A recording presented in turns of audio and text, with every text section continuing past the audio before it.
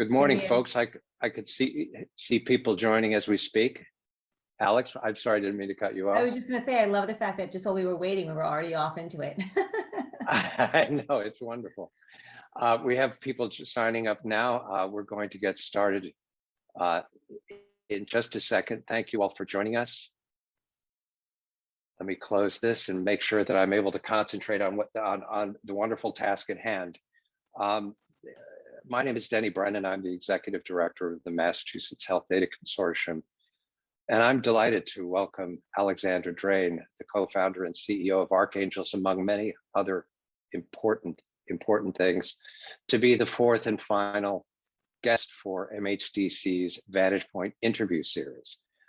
For those of you who are unfamiliar with the interview series, it's basically designed to listen to people who are doing what we as a consortium think are really important things. And data is part of it, but data is only a part of almost any big change, but not the only part of it. And in advance of today's discussion, I want to go to the next slide and show you how you can participate if interested in the presentation, and if you're social media inclined, on social media. MHDC's Twitter handle, you can see Alex's Twitter handle, as well as Alex's organization. Alex just told me that the archangels.me website is brand new and reflecting some of the latest great work that she and her team are doing. Rules of the road. You'll be muted during the presentation. Please enter your questions in the Q&A window, and we will answer as many as possible. We only have an hour today, so the questions may not all get answered, but we will follow up after the fact if we don't answer those questions. We are recording the webinar today, so if you don't like being recorded, don't participate in the webinar, or be very, very quiet, perhaps, is another alternative. And then lastly, we'll take a poll. Yeah, don't say anything shocking with your name, rank, and serial number posted right next to it. And please take a moment to complete our poll, which we'll put on the screen just before we close out today. So with that, why don't we close our presentation? Thank you. And as I mentioned initially, Alex, I'm gonna ask you three questions, and they are: one, tell us about today. Tell us about what you're most excited about, what you're doing today, how it represents, what you really want to accomplish. The second question I'm going to ask you is the classic question of, how did you get here? What was the path that you took? What were the influences in your life, the people in your life who helped create the path that you find yourself on? And the third question I want to ask you is, what's next? What do you want to see happen as soon as it can happen, within the year or two? Healthcare is slow, but it does, once it changes, it doesn't go back. But what do you want to accomplish in the near term, and what would you like to accomplish over the intermediate term? How does that sound? Does that sound like a decent set of questions? I'm already exhausted on behalf of anyone who's listening because I have so much to share. Okay, so, yeah, wonderful. Lots of scars. Lots of scars. Yes. So let's talk about today and what's happening today. Your new website. Anything you want to tell us? Which is smoking hot, by the way. Which is smoking. Look at it. Tell us about that. So, well, I think the thing that's so exciting, first of all, I love you, Denny. I mean, I've known you forever, so it's in your whole team. Likewise, Alex. Thank you for having me. And I'm a huge fan. You had Mark Gans on a little bit ago. Love him. You need to find those people in your life who are champions of the unorthodox and who see way before other people do. That the impossible can happen. And as an entrepreneur, my whole life has been about, how do we find those people? And get them, to do stuff that everyone else is like, that's insane. So what we're doing right now at Archangels is we actually just launched, I'll give you an example of what we're doing. We launched a campaign statewide, which is why it's so exciting to be here in Massachusetts talking about it, called Any Care Counts. And it is for the state of Massachusetts, for anyone across the Commonwealth. And it's all about recognizing the glory and extraordinariness of unpaid caregivers, because there are a lot of us, right? 43% of adults in the US right now are serving in this role. And it has a profound impact on all aspects of our life. In some ways, gorgeous and beautiful, in other ways, devastating and isolating. And so Any Care Counts Massachusetts is really starting as a campaign to say, so many of us don't see ourselves in this role, right? We say, oh, I'm just a son, I'm just a daughter, I'm just a partner, I'm just a neighbor. We're like, no, no, no, no. Any care counts. What you are doing is serving as an unpaid caregiver. We want to recognize you in that role. We want to celebrate you. There's a lot of stigma. There's a lot of confusion associated with the term caregiver. And our job is to get out there across the Commonwealth in collaboration. This is sponsored by Blue Cross Blue Shield of Massachusetts. Thank you. And the Massachusetts Caregiving Initiative. Love you. Which is under Mass Tech Collaborative, which is an extraordinary organization. You should check out both of those organizations if you guys don't know them already. And the goal is to do this campaign to increase awareness, and then to actually, we put people over to the Caregiver Intensity Index, which is a 2.5-minute quiz, and you can find it by going to anycarecountsma.com. And somebody should, put that in the chat. That would be great. Anycarecountsma.com. You can get all the information about it, or go to archangels.me and you can find it as well. But anycarecountsma.com is better. And you take this quick little quiz, and it was described to us by a Stanford researcher and doctor. For him, he was like, oh my God, it was like a 2.5-minute therapy session, because it really walks through. We have published multiple studies with the CDC. We've worked on this for 25 years. What are the drivers of intensity in life?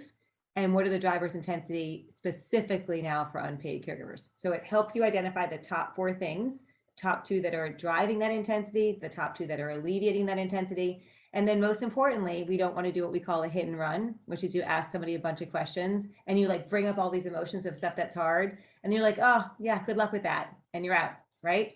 We don't believe in that. We believe in research drives data, drives action, drives impact.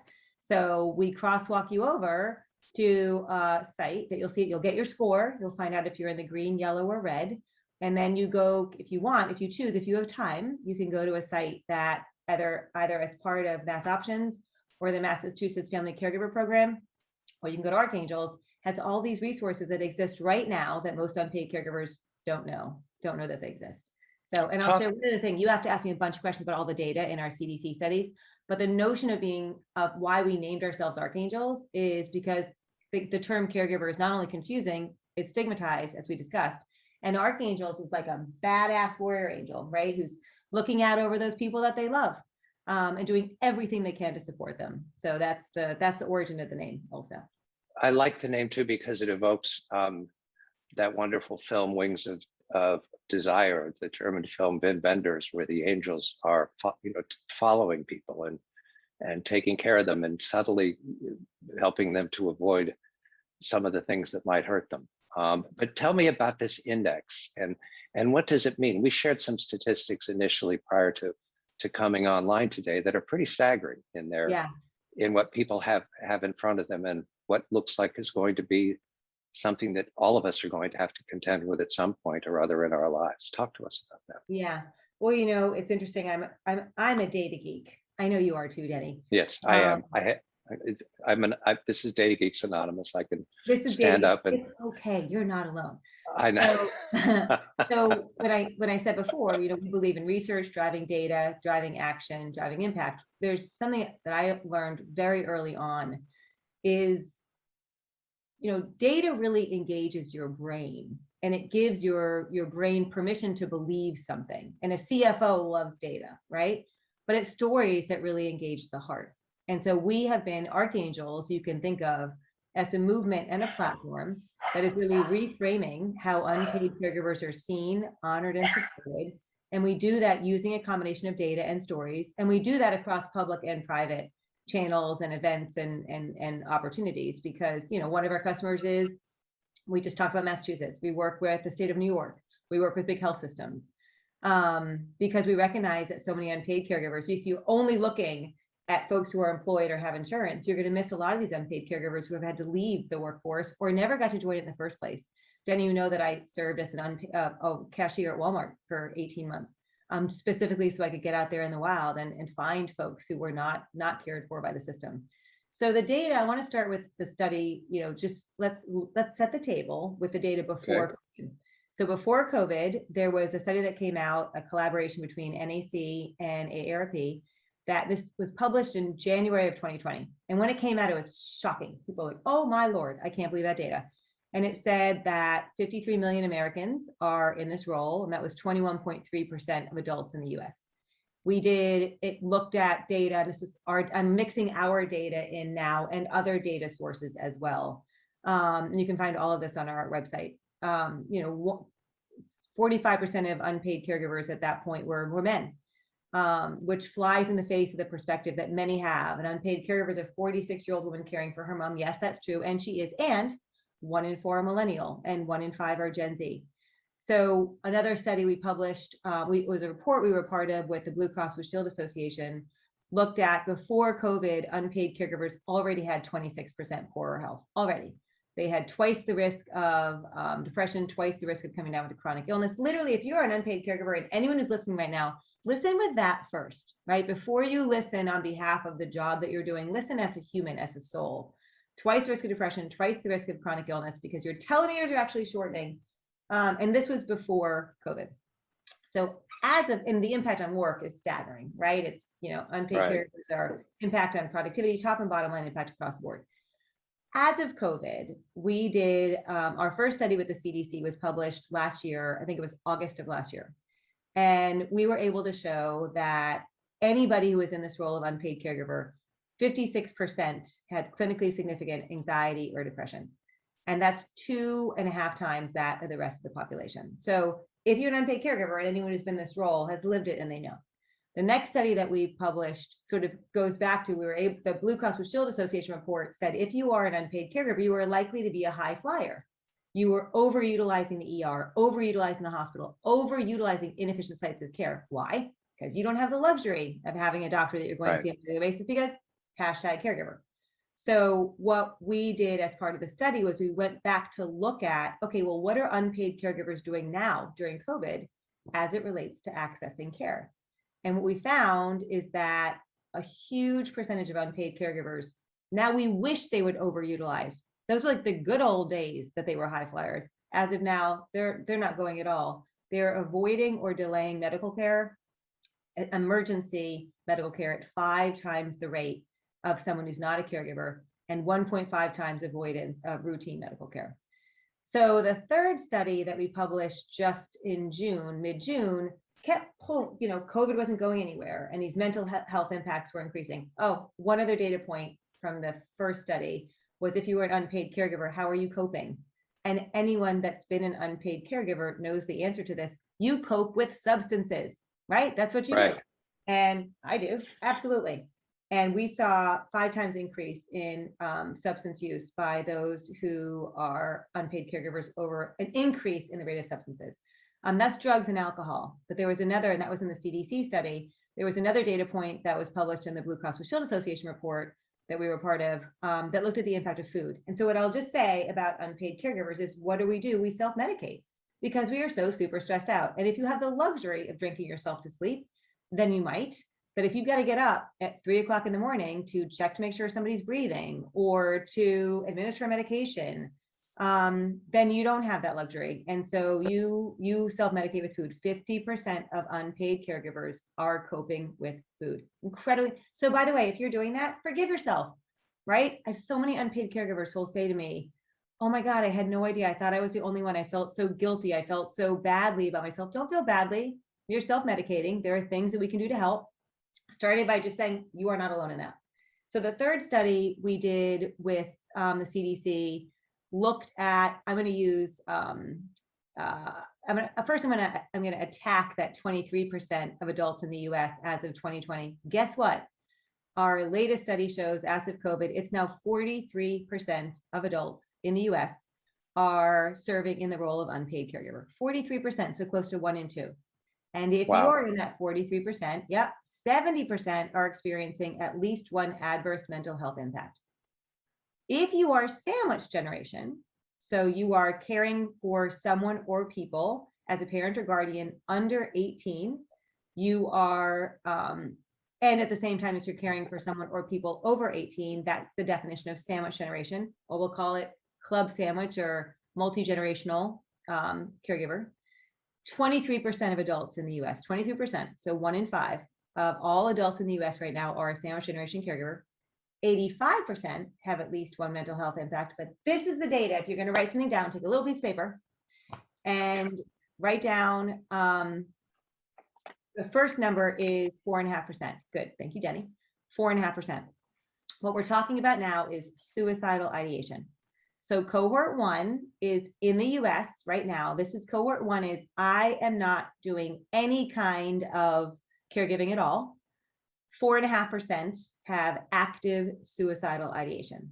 So when I say active, I mean serious suicidal thoughts. That's the definition. Serious thoughts, contemplations, perseveration about, right. Yeah, you've thought it through. In the last month, that's 4.5% across the US.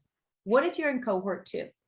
Cohort 2 is I'm serving as a parent or guardian to someone or people under 18. It doubles. Now it's 9%. What if you're cohort 3?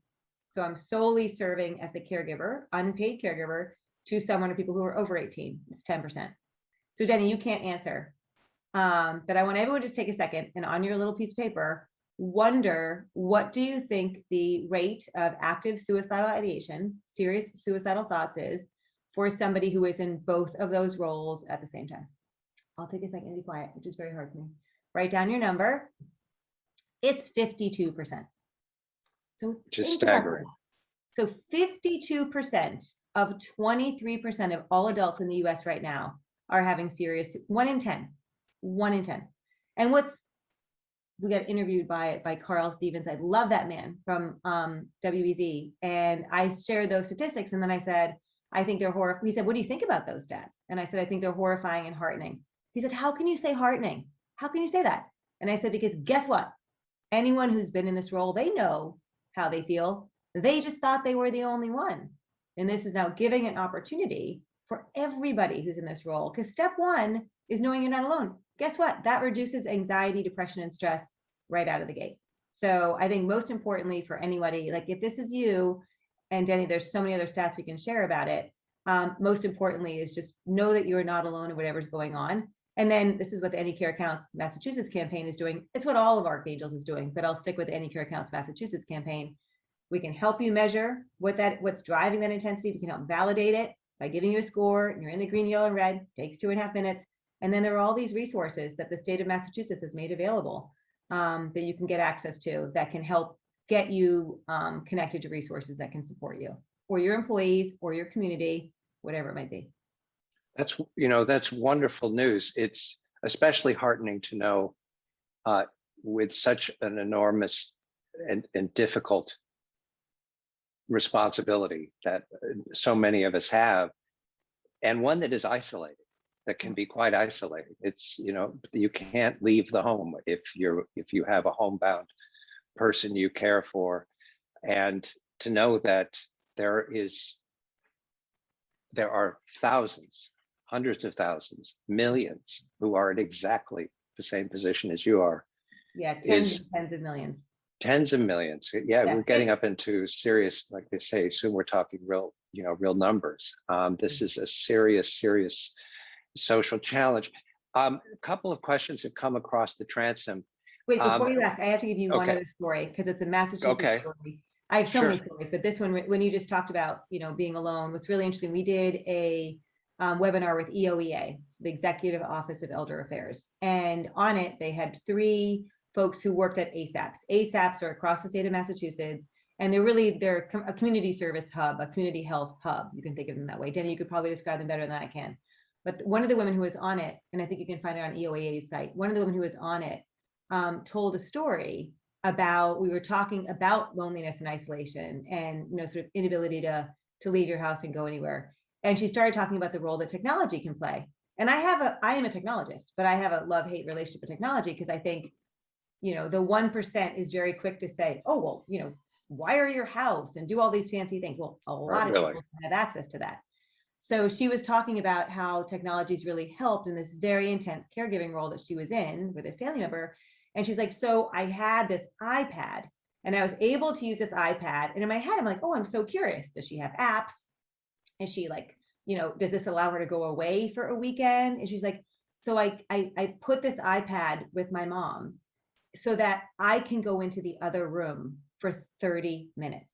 Like that was her definition of a massive break, a breakthrough in technology that let her get a break.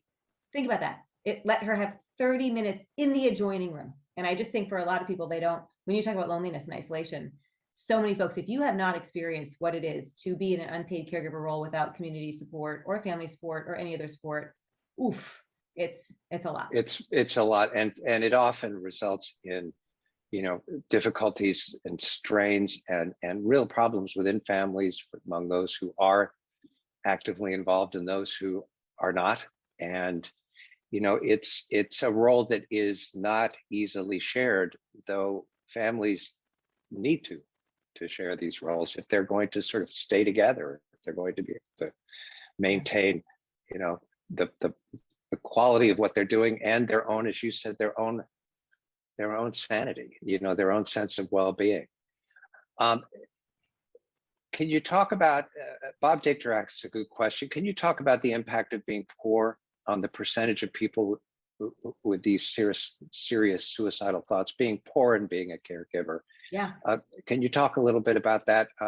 Bob works with several community health centers and was curious about how this might affect the population with whom he works closest. Oh, Bob, like, so there's another study that we just published. Again, if you go to our site, on the top, it says for caregivers, for organizations, for communities, and it has insights. If you hit on that insights tab, all the data that I'm spewing out so quickly, because I'm overexcited about data, thank you for asking, is there. But we just published with the Journal of Affective Disorders, and it's sort of built on that CDC study that said 43% of all adults are.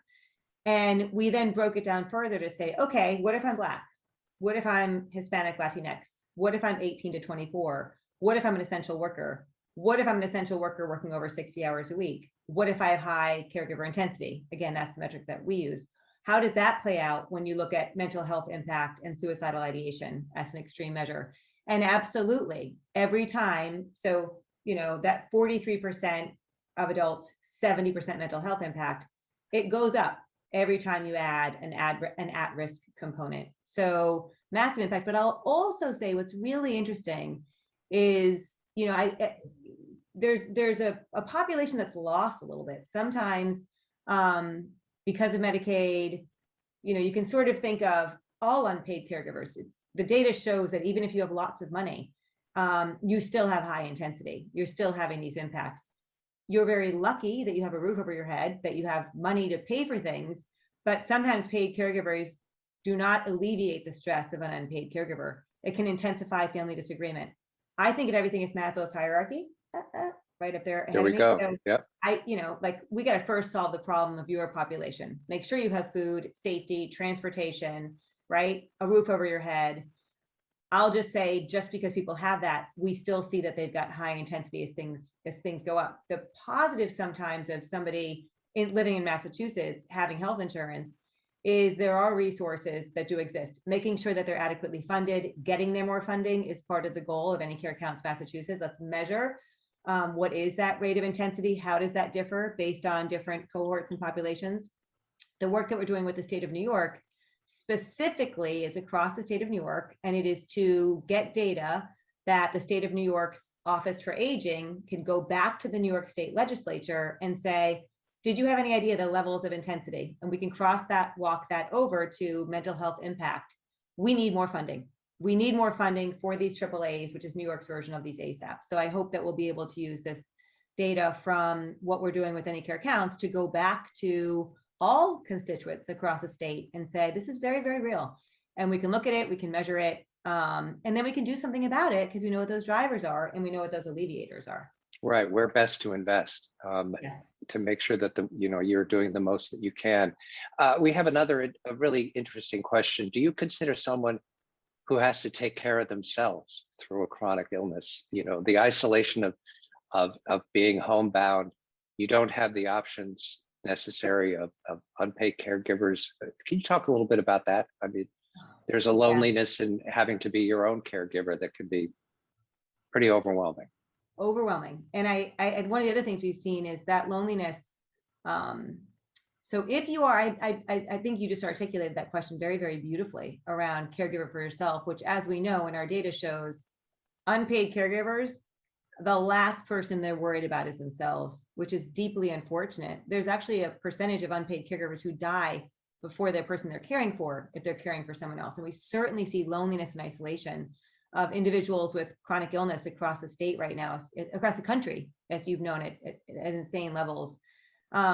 What I think is interesting, what I can give you data on, because I don't have data on specifically the question you just asked, I can tell you anecdotally, hell freaking yes. Yes. The data that we do have looks at intensity levels based on age.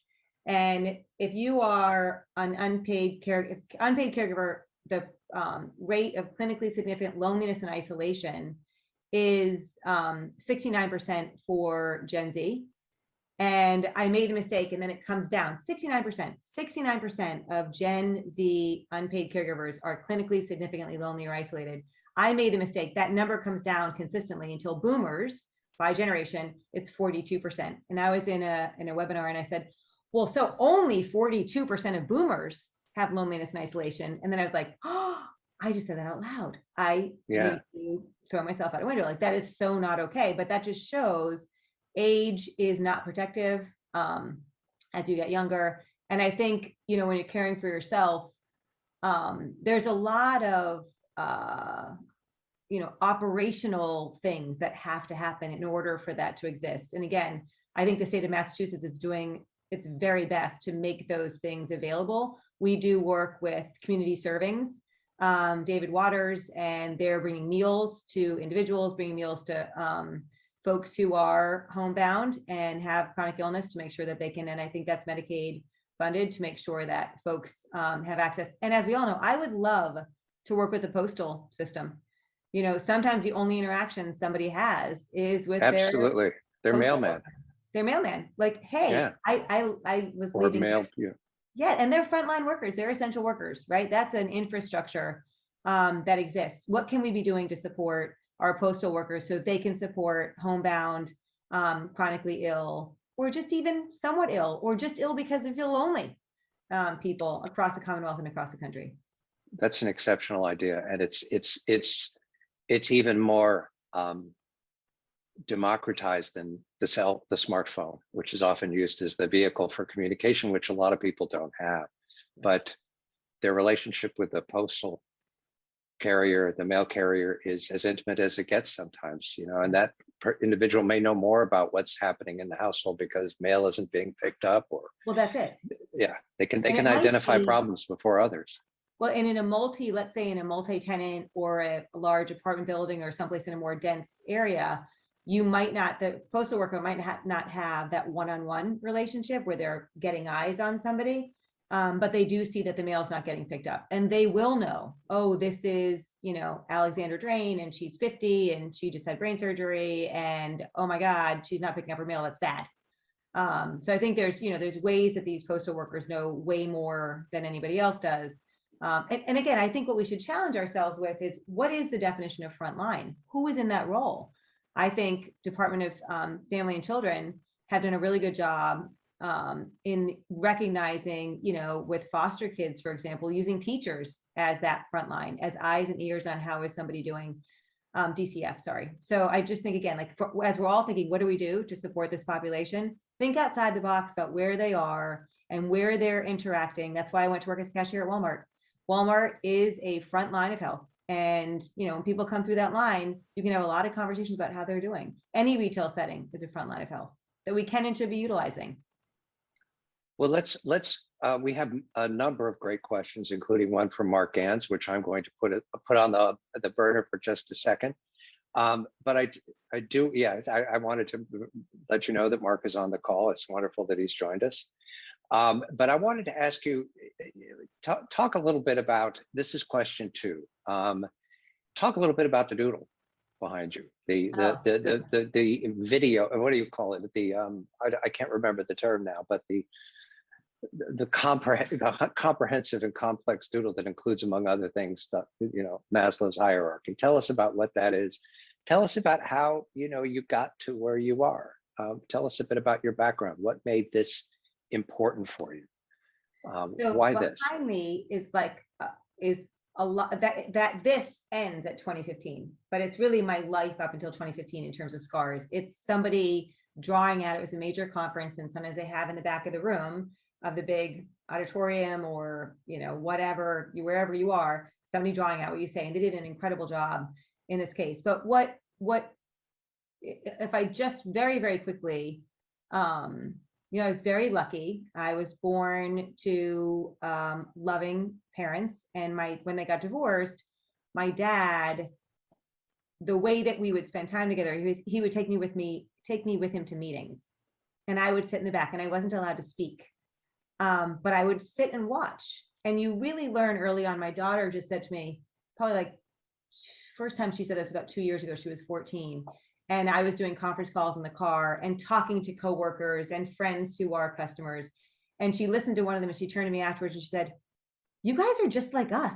It's no different.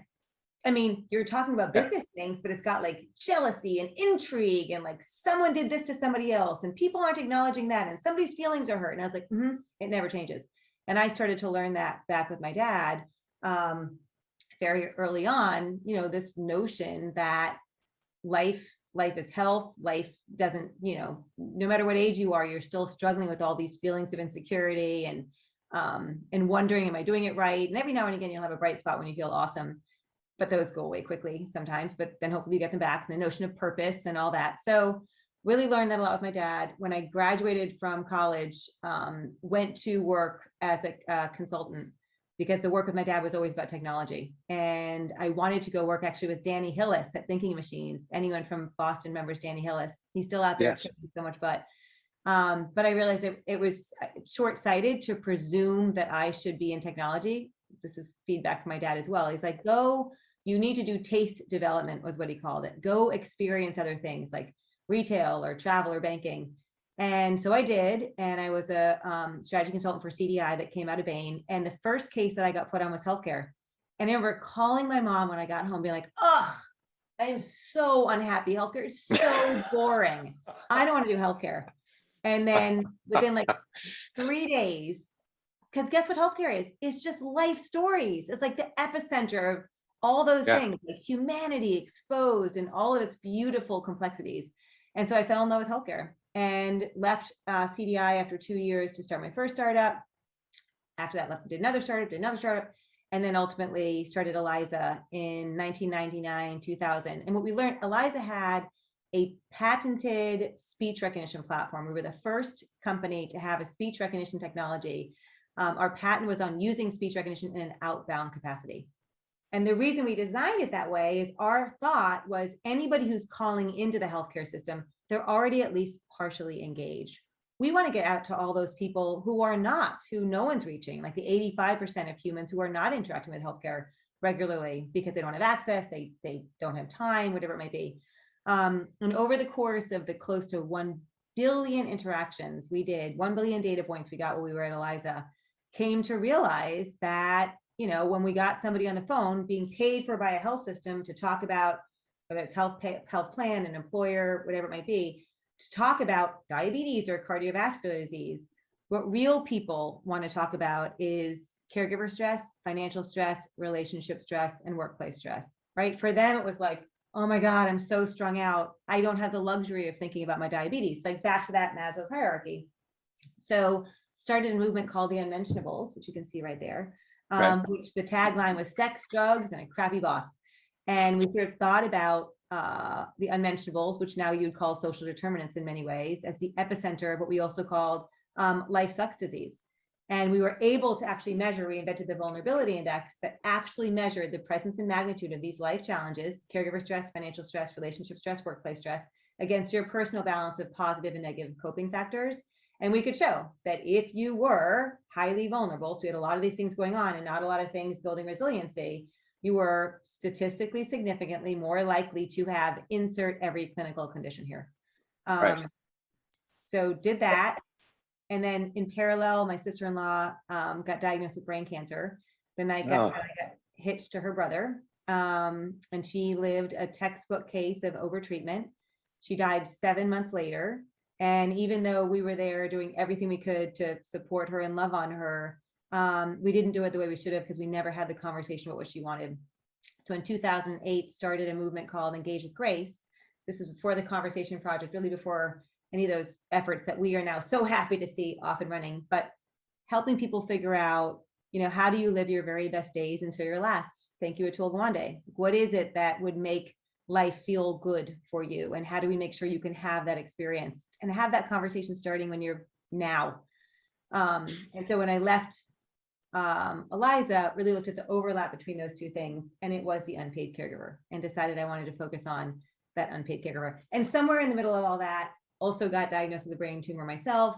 Also did this really cool thing with Prudential where we did a national ad campaign that had over 2 billion views, where I got to be the spokesperson traveling the country. It was about financial stress, but really the overlap between financial stress and everything else that exists. Wait, now you just threw a little thing in there, and went right past it, that you yourself had a diagnosis of brain tumor. You look splendid. I hope you're well. I didn't know that. I hope you're getting all the good care that you hope others are getting in this regard. I live in Massachusetts. I am super lucky. Yeah, they found it incidentally, meaning I had no symptoms, probably about 6 years after Za died. And we did watchful waiting because they believed it was a meningioma and benign, but of course you never know. We did watchful waiting until I never had any symptoms, but as my surgeon said, the best day to have brain surgery is the day before you need to have brain surgery. He thought that was really funny. He was like, ha ha ha. I was like, I don't think that's funny. Yeah, I don't get the humor, he's went right over my head. The brain surgeon's humor is, its own humor. And they ended up having to operate. Mine was right in the center of my head. So very, very 9.5 hour, super involved surgery. I was majorly whacked up for a little bit. This was 4 years ago, this past June. So I'm the luckiest. I'm the luckiest because I got the best care. I'm the luckiest because, the support of my family. I am very supported. The number one thing that helps alleviate intensity, by the way, 2 things rise to the top. This is in our CDC study also. Number 1 is feeling supported, right? You got somebody who's looking out for you. And number 2 is having a sense of purpose. And I think those are things that have helped me be resilient, personally from a health perspective, always. Well, this ties to Mark's question. Speaking of self-care, what you do takes an enormous amount of energy, focus, urgency. How do you balance your vocation, your family, and your inner life? I don't. Mark knows that. I don't. But you know what I do? I have friends like Mark, and they remind me to forgive myself for not doing it well. And they remind me to try, right? I think one of the hardest things about being an unpaid caregiver, I call it double jeopardy. You're like playing this role that you care about so much. There is a lot about being an unpaid caregiver that is beautiful. So you're playing this role, you're working at it so hard. And then sometimes, you're in a scenario where something happens that's really frustrating you, and you can't show that frustration to the person that you're caring for, right? I've had times where I dig my nails into my legs. I'm so frustrated. And then in the middle of the night, and that's impacting your health negatively. And then in the middle of the night, I wake up and I hate myself that I would ever feel anger towards somebody that I love. And we call that the double jeopardy part. So I think a big part of it is forgive yourself. If you're not doing this well, if you're not taking time to meditate, if you don't exercise as much as you should, that's okay. That's on my punch list too. And I've got some of them done, but the meditation part has yet to, I don't have any traction on that yet. I'm working on it, but. Well, so if you take your intensity index and you're in the red, we always say you need a red phone. And it would be great if that red phone is a community health worker, a faith-based leader, whatever it might be, a health program. But mine is, I call it my red phone. Everyone needs a red phone. It's somebody I can call and just say 30 seconds straight worth of swears, like every swear I can think of, and then I hang up. And the person I'm calling, they know what that's about. I just need to let off a little bit of steam. And that is self-care for me. Some days it's just, screaming into a pillow. It's helpful. It does help. It does help. And Mark, thank you for the question. It's good to see you here. We have some other questions. Most of the caregiving resources in Massachusetts assume that the person who needs care is on Mass Health, the state's Medicaid program. Do you have resources available for some folks who don't qualify for Mass Health? but still have serious needs? I mean, it sounds like the answer to that is a resounding yes, but Yeah, well, I would suggest whoever's asking that, go to mass options. So if you go to archangels.me and click on the resources, it's going to bring up a page, and on it, the top left is mass options. If you call the phone number for mass options, whether you are covered or not, they will help figure out local to your community what exists. So, and to be clear, across the country, we know that there is a supply issue right now on support for health of any kind, right? yeah, There's a massive shortage of humans in roles providing anything from, trucking to paid caregiving to restaurant, whatever it might be. And I know that that's true in every state, and I have to imagine that's true in Massachusetts. I think we're doing a way better job than the vast majority of states out there. But there is somebody who will pick up the phone between 9 and 5 at mass options, and regardless of what coverage you have or don't have, they will find something in your community. They have a no wrong door policy. They will find somebody in your community that can help. okay. Are there resources for folks, this is one of our questions, who are significantly restricted but aren't considered fully homebound? That's another restriction a lot of programs have. Pre-pandemic, you couldn't even get a visiting nurse if you were considered fully homebound, despite the fact that you were substantially disabled. And many services, be they transportation or social support, are almost as inaccessible as if you were fully homebound. Can you talk a little bit about that? Yeah, we just shared this. This is our data from the state of New York. So I'll use this as an example. And anyone who's been in this role, this will resonate with you. We call this the heartbreak index. The work that we did with the state of New York looked at, are you caring for someone, or are you yourself somebody who needs home care services? And 40% of individuals, this is data we just ran over the last 3 months, 40% of individuals said yes. Next question, okay, did you qualify for those services? 80% of people say yes. Next question, did you get them? 50% of people say no. And the reason we call that the heartbreak index is anybody who's gone through that process of figuring out if you are qualified for services. It is invasive. It takes time. It's about 30 hours. It's devastating. Some people will say to us, I wish I'd never even tried, because to go through 30 hours of being asked all these very, very hard questions to then find out, oh, and we got nothing for you anyway, was worse than just not having tried. So I don't have an answer for you other than, again, I'll come back to my favorite resource is a community health worker. My favorite resource is somebody who is in your community. I am a huge believer in faith-based resources. We see so much family dysfunction, and often unpaid caregiver or the person they're caring for, their family is in such a snit about all the complexities that go along with providing that care that they are no longer getting family support. And one place that they can go to get support is through their faith. I was part of some work in Ward 7. I am part of it, which is right out in the shadow of the White House. And in some of the work, just heard example after example of this. And what brought people up, what saved them was their community of faith. And I called my honey that night and I was like, we are getting religious. I'm a Quaker. I was like, we are starting to go to Quaker meeting right now, because when the shit hits the fan and nobody cares, your community is there. So whatever it is for you, we all need to find our community. And, people's faith, even if they lack one, is best supported, and their lives are best supported when they're in those communities, for better or for worse.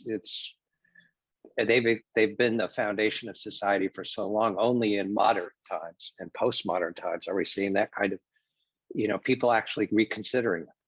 Yeah. I should go back to church, not because I'm suddenly a believer, but because there's a community of people I know, and I have no other access to them if I don't become part of that community. Well, and I think that's really, when you talk about loneliness, one of the things, some of the studies that I've read on extremism on either side of any end of any spectrum, so just extremism in general, if you really dig down, often it's driven by loneliness. I want to be part of something. So faith-based is an example. So too is somebody who joins a book club, or somebody who is able to get to a YMCA or a support group, or is, is a vet, whatever it might be, finding, if you're lucky enough to be able to find a community, take the time to try to, because these are folks who will have been through it and can be peers, which we know is super helpful. The other thing someone shared with us is, if, faith is an example of it, I'll use that one, but other things are, unpaid caregivers don't take time for themselves. They're not leaving their houses. However, there are things you can do that people sort of understand. There's a language around it. If you say, hey, every Sunday, because caregivers don't ask for help, but if every Sunday you go to church for an hour and you have to take time to get there and take time to get home, and you have community while you're there sometime before, that is respite. And what we've heard from folks is, it's an excuse that is sanctioned by community, that you can feel okay saying, hey, would you cover for me for these 3 hours so I can go to insert whatever denomination here.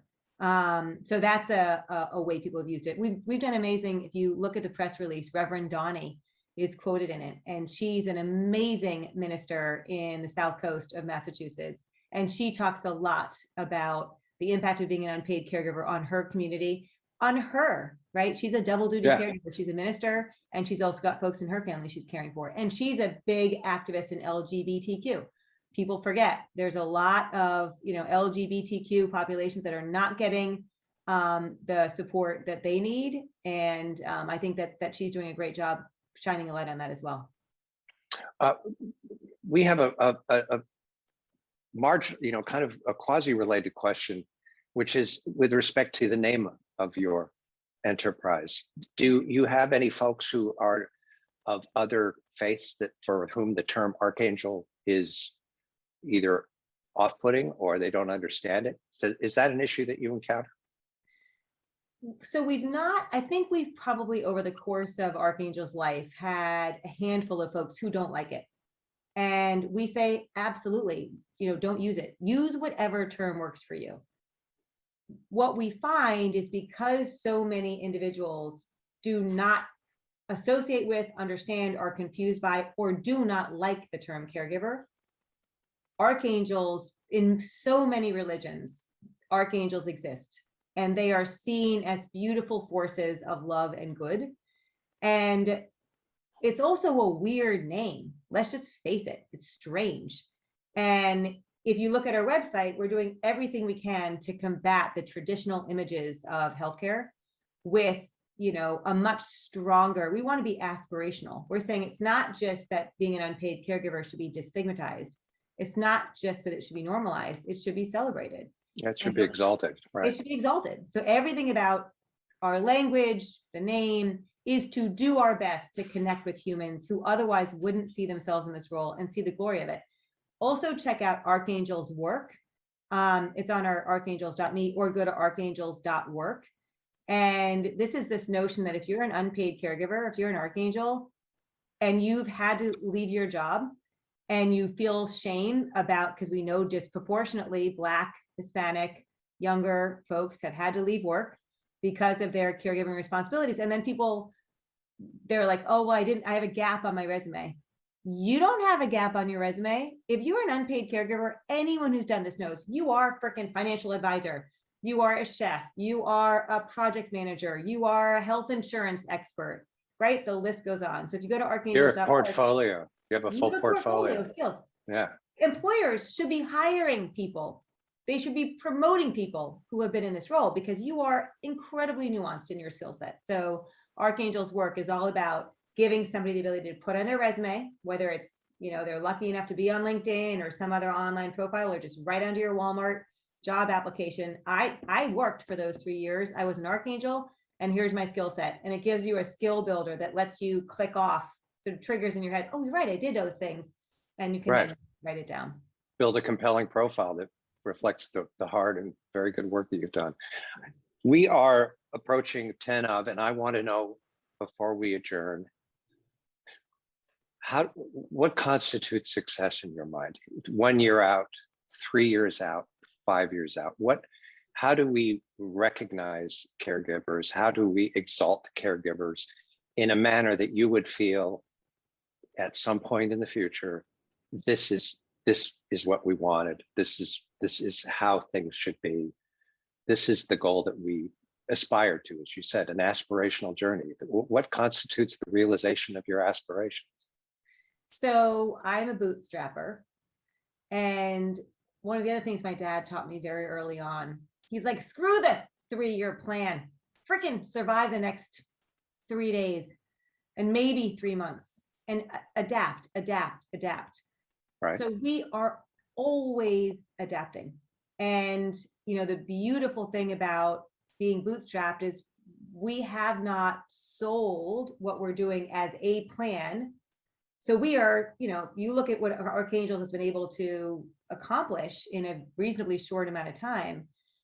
It's because we listen so hard, because we have to listen so hard, right? The best investor is revenue, and empathy is the most extraordinary tool for product development ever created. So I think instead of answering for caregiving in particular, what I'll say is, in general, my personal goal is to help people feel less alone in everything they're doing. I think shame is just a conversation waiting to be had. I think loneliness is a missed opportunity to connect with people who feel just like you. Most of us are waking up at 3 o'clock in the middle of the night, anxious, worried, feeling like we screwed something up. We talked about active suicidal ideation, which is, I thought proactively, what would I do? Passive suicidal ideation is another thing. 58% of sandwich generation caregivers have passive suicidal ideation. We added that to our last study. I woke up this past summer, not this summer, but the summer previously. I was trying to get some work done while I was supposedly on vacation. Yeah, not happening. Yeah. With 2 kids at the time, 14 and 16, maybe they were 13 and 15, and my man, and active caregiving roles. And I woke up in the middle of the night and I was like, wow, you are failing at all of it. All of it. Your man's mad at you, your kids are cranky with you, and they're all justified in being cranky. I was sneaking away to try and do work. My work was mad at me. I was mad at me. And I thought to myself, if I just get COVID right now and I don't wake up tomorrow, I am okay with that. So, and think about it, like, I have a roof over my head. I have a job. I have a man who loves me. I have children who are healthy and well. Like, I am the luckiest. And I had that feeling. So how many folks across our country who don't have all of those privileges are feeling it? And I woke up the next morning and thought, what the hell was that? Like, that's not active suicidal ideation, but what is it? And how can we be measuring it and recognizing it? So I think for me, my goal today, tomorrow, for the rest of my life is help people feel connected, help people feel good about who they are, what they're doing, the good that they can do for the world, so that they are not lonely, so that they don't feel alone, so they don't feel shame. And our focus right now is on unpaid caregivers. I hope to solve that problem at some point. And we wouldn't have this webinar because unpaid caregivers, like, duh, they're freaking awesome. Of course you're supporting them. You're hiring them. You're like recruiting for them. You're supporting them fiercely in reducing their intensity. That's my short-term goal. Then we'll go back on, I'm going to work on relationship stress next, hopefully. Good. That's always at the heart of so many things anyway. And it changes our view of who we are and what we're doing and whether or not we feel good about it.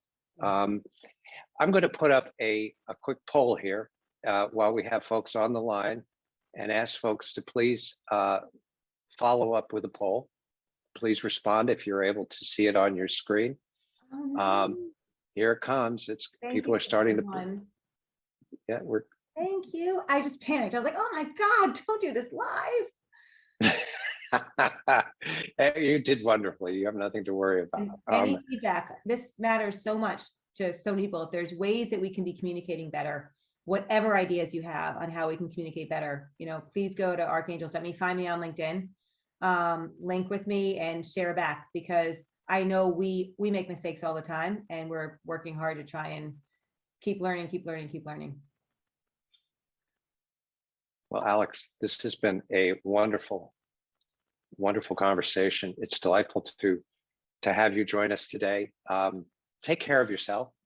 This is, you want to be around long enough to to get these kinds of things done. And we want you to be around long enough to do that. And we admire your work. We admire you. I'm glad to see you in fine form and well. And I thank you for spending some of your time with us today on a part of me and the folks at MHDC and our community. And just for doing this, thank you. Thank you to anyone who's listening. Thank you for everybody for what they're doing now, right? Like anybody on this call is obviously fiercely committed to the health of others using whatever means possible. And I feel as though we are in our own little posse together. I'm very grateful to have been included, genuinely. And, you know, when I worry about things, I say to myself, well, I'm not dead. And I have today to do whatever I can to make a difference. And I know most people in healthcare, most people in their lives feel that way too. So I'm feel very lucky. And this too, those moments will change. Yeah. They're just aspects of our experience, and they will change too. So yes. Thank you, Alex. And thank you for the wonderful work you do.